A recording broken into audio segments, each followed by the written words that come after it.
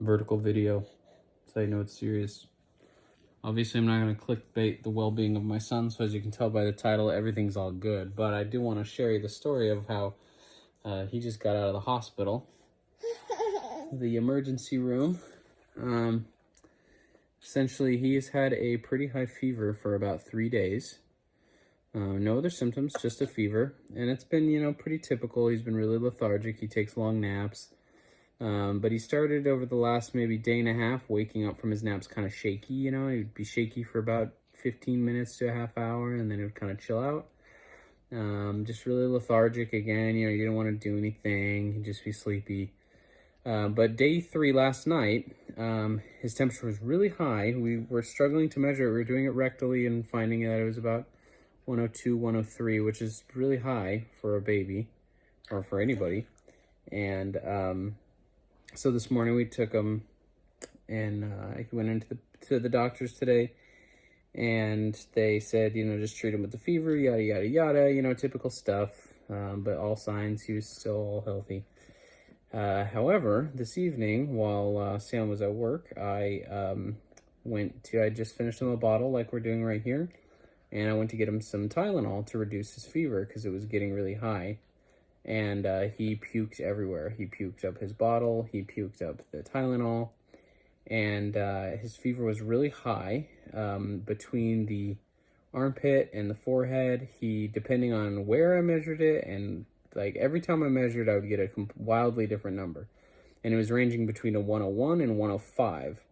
And he was shaky, and he was really flush, like his lips were purple.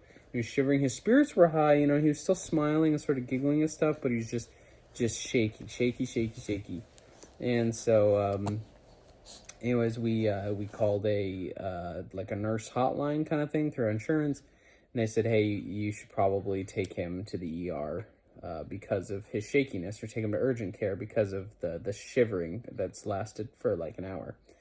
So got him, hopped in the car, went over to urgent care. Urgent care said, hey, we have a 2-hour wait. We'll measure him. So they took a forehead temperature on him and measured at 98 degrees. And I was like, okay, well, he's hot and obviously all this. And they said, well, the only thing that matters really is the rectal temperature, and we can't do that until he's admitted, and there's no way we can do that. It's going to be 2 hours. And so I said, well, what do you think I should do? Should I go to a different urgent care? Should I take him to the emergency room? And the nurse goes, I'm going to not speak to you as a nurse. I'm going to speak to you as a mother. He needs urgent attention because we don't know what that temperature is at. So I highly recommend you go to the emergency room. Well, you can imagine how that sounded. I was pretty spooked at that point. So I get him in the car, and we drive down to Nashua, to St. Joe's. Of course, I was trying to put a binky in his mouth, so we missed the exit. So I had to go to exit 6. So, and meanwhile, he's like dozing off in the back seat, like rolling his eyes around and stuff. And I'm like, oh, Jesus. Sam's dad came with me. Luckily, he was behind me in his truck. So we met up there. We go in.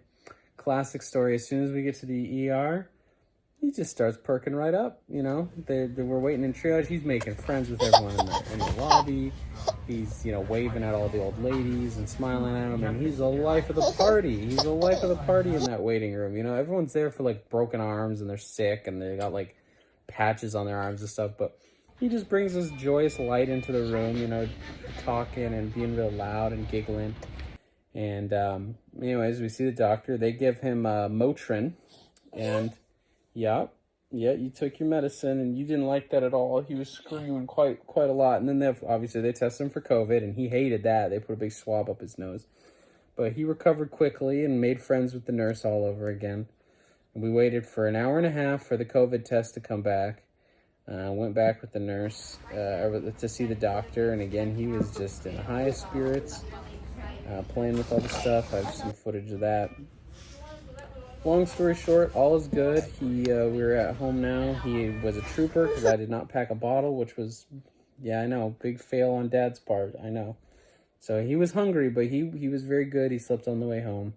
So now we're here. We had our bubble, and we're gonna go to sleep. And his fever he feels the coolest I've felt him in 3 days, and he is in the best mood that I've seen him in 3 days, huh?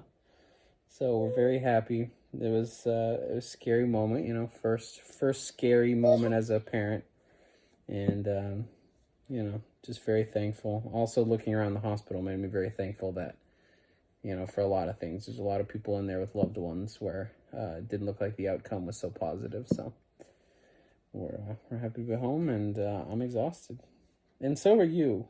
I know you don't look it, but you're exhausted. Yeah, he's enjoying feeling good again. So anyways, that's my story, and here's the edit. Do you have anything you want to say? What do you want to say? Don't you have like a special detail? I mean, it was your experience. Huh?